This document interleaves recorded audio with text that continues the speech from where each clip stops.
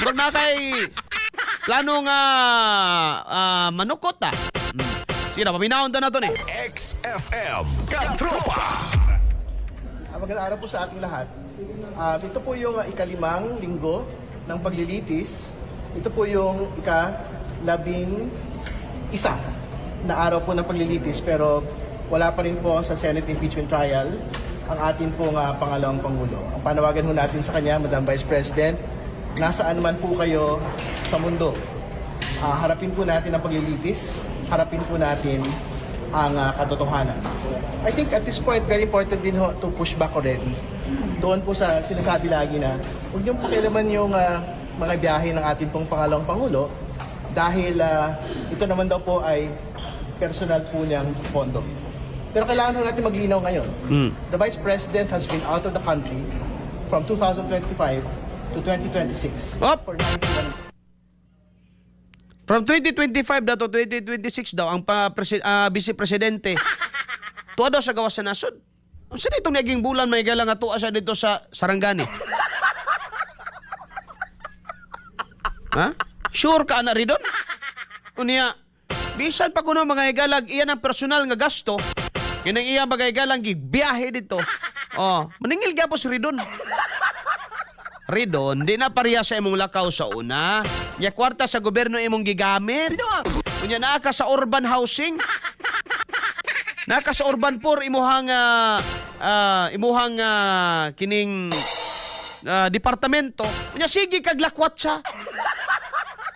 Sige kag tulog og 5-star nga hotel. Unya imong departamento urban poor. Bullseye! Bullseye! Sige lang, may adlaw ramang gihapon mga higala. The day of reckoning is coming. Sige na, padayon. Pagka po kinalculate po natin kung gaano po kalaki yung gastos po nito para sa kanya pong mga biyahe, ito po ay around 8 million. Pinagsamang flights, pinagsama pong pang-araw-araw. Kaya sa may labot ni mo ng iyahaman ng personal. Gipangayuan dahil kapliti ana niya. Sige.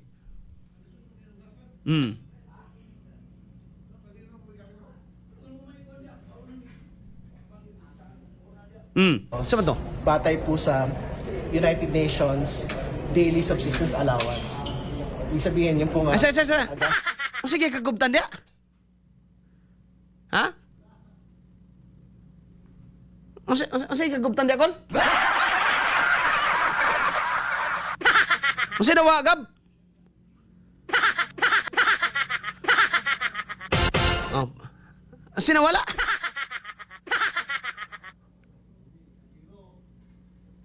Gastos para sa mga hotel, gastos po para sa pagkain, at iba pa hong mga incidental expenses.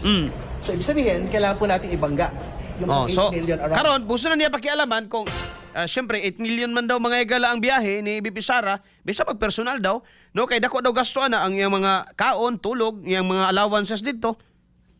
So ilabot nimo nang iyahaman ng kwarta. No, kay iya na pong tanawon daw, mga silipo na po daw niya mga igala dito sa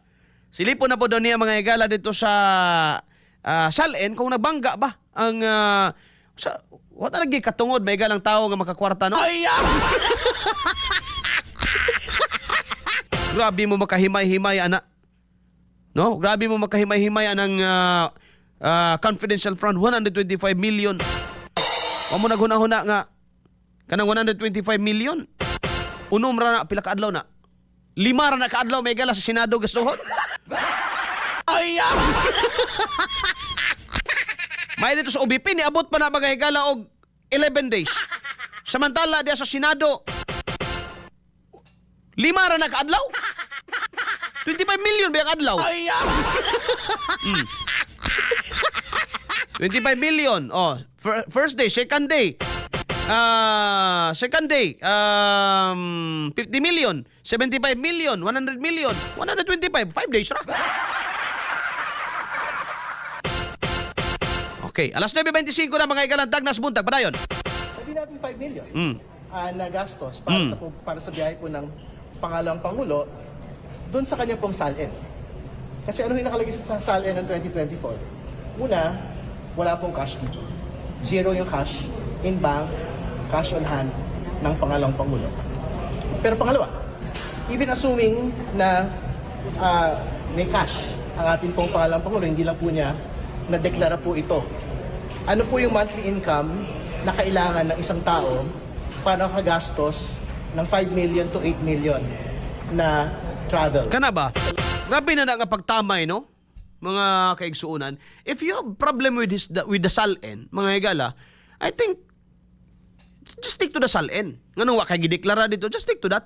Ay na siguro question na nga, unsa imong panginabuhi nganong kaya nimo mo gasto ngani mo ra man kag marites. Abogado man siguro ni siya. I mean, apil pa ba na sa imong trabaho na? Nga na nga, imong i-question ka, given, no, nga, gasto siya nga ni, nasa cash, pero asa gikan, no? Kung sa iyang source of income, no, nga kaya niya mo gasto, nga na, kadako nga kwarta.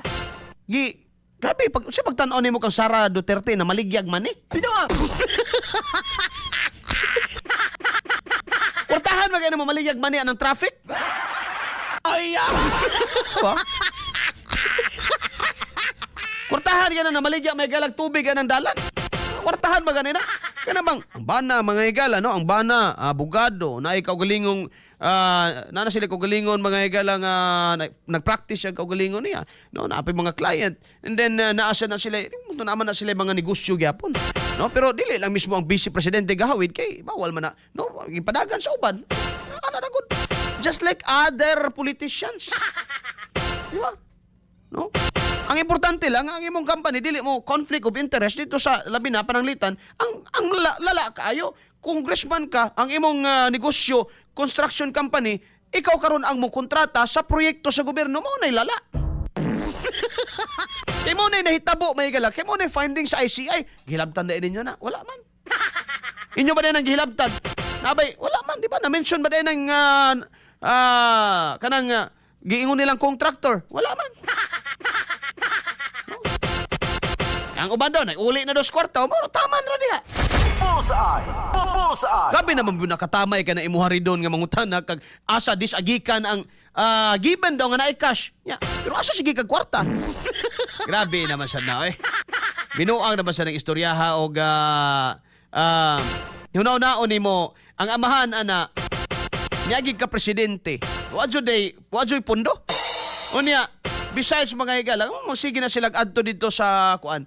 Sige na sila adto dito mga higala sa gawas. Inyo man gipapriso ang amahan na to dito. Kaya wala nang amahan dito, kan magunsa man na dito. Kana sila, nakaliwat German, no? Basin de egg mangutan na ka karon og nganong asa man na sila mga tuog dito. Pamalay natin may galag na parente na dito sa. Kaya ginahan na may gala Zimmerman. Taga Germany manan silinga naman na sila. Remember, Sara is a public official, matod pang Raimundo. Pero ang iyang gigasto Raimundo sa iyang lakaw, dili man public funds. No? Kaya ang iyang lakaw, dili siya public nga lakaw. No? Dili siya official nga lakaw. Mo gani nga nananghid siya sa ito. Kabalo man siya antiklir na nananghid ba Sara? So karon ilang tugut-tugutan para pagtuon na sa gawas ilang bira-birahan. Gusto mo ng klase. Ay, klaro. Bullseye! Bullseye! Ay, nako. Alas 9:29, okay, you stick to your, diya lang mo siya, pero para nako mga igala, katamay naman sa kaayo. Mga kegsunan o pangutanon pa nimo mga igala, nga, anong nakay kwarta? Sige, mangutan na tang BBM, anong nidako man na imong kwarta BBM, nga makitrabaho, aside from being politicians. Dabe. Mangutan na ta mga igala BBM. BBM! Nga nung nidako man ang imong salin. Nidako bang salin ni BBM? Yes! No? O sa bation sa ninyo? Sa inyong bation? No? Public official is public trust. Mali. The public office, not the official.